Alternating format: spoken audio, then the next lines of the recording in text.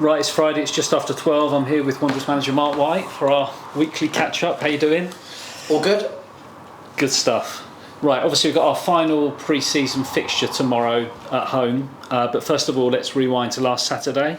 We were also at Meadowbank when we welcomed Farnham Town and got a 2-1 win in a competitive game. Yeah, great friendly. Obviously, when you play teams from lower divisions, they do work harder than when you play teams from higher divisions, for obvious reasons. So that's why we like doing that. So yeah, they were a good test, and we looked fit. We obviously left a few boys. We rested a few. We mixed and matched it. We had a lot of boys returning from injury, but in the main, everybody came through it and. Wasn't the greatest performance, I thought, in the last third in particular, but a good exercise, and we appreciate Farnham coming down and wish them every luck for this season. Good stuff, good. Now, obviously, you've had some sessions with the boys this week. How is the squad looking going into tomorrow's final pre-season fixture? It's a mixed bag at the moment, really. We've got boys, Pybus, Kuhl, Briggs, that are making a bit of a late comeback to start the season, and we're interested in whether they can get somewhere near.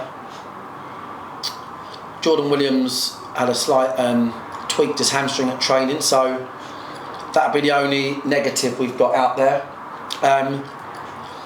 We'll see Pryor and Moore back tomorrow from their little rest. Dan Gallagher's running now and he feels a lot better, so that should be hopefully just a clear path for his return, maybe in 2-3 weeks. So yeah, it's not too bad. I think as long as we can sit within that confines of 10% of the team injured, if that makes sense, then we're fine with that. So yeah, one more week to go. Just looking at different positional things, and tomorrow's another opportunity to do that. Absolutely, and as I mentioned, obviously tomorrow's our final pre-season fixture. We welcome National League North side Rushall Olympic to Meadowbank. Yes, I can't remember the last time we played a National League North side. Maybe Kidderminster in the FA Trophy a few years ago. Obviously, a really competitive league. Anyone who plays in that division is really competitive, we're looking forward actually to meeting new friends and challenging ourselves against a Step 2 side, and I guess they'll be looking at the same in terms of like coming down to us to play on the Theatre of Rubber, and it'd be good to see not where we are. I think from our point of view that the sort of season begins tomorrow really, to a degree.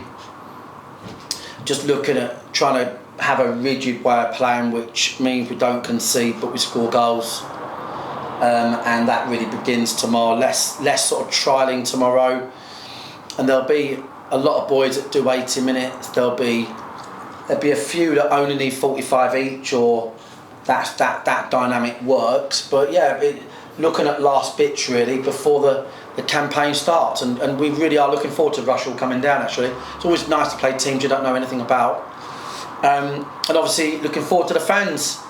The pre-season games have been attended really well, not just by our local fans, which we really appreciate, but wider fans, neutrals as well. So we look forward to seeing loads of those tomorrow. Absolutely, and obviously pre-season serves a purpose, but you know, only 1 week from now, 1 week tomorrow, and the serious business starts when we head down to Truro for our first league game. So this is it, mate. Yeah, I mean, not sure where we are the supporters coach yet. Hopefully, we get as many supporters down there as possible. Supporters do play a big part in teams that win divisions.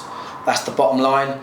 Or compete. You want to make your home place a fortress and be really loud and get that home advantage, and you want to make away from home, you want to just the boys want to hear. That's the big thing I noticed in the National League. It was just incredible. We want to make sure we replicate that.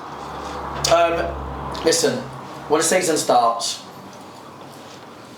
it's the first couple of weeks a bit like the Boxing Day games. It's a bit like, well, innocuous results. They beat them, they lost to them. Oh, and then they beat, you've just got to take one game at a time.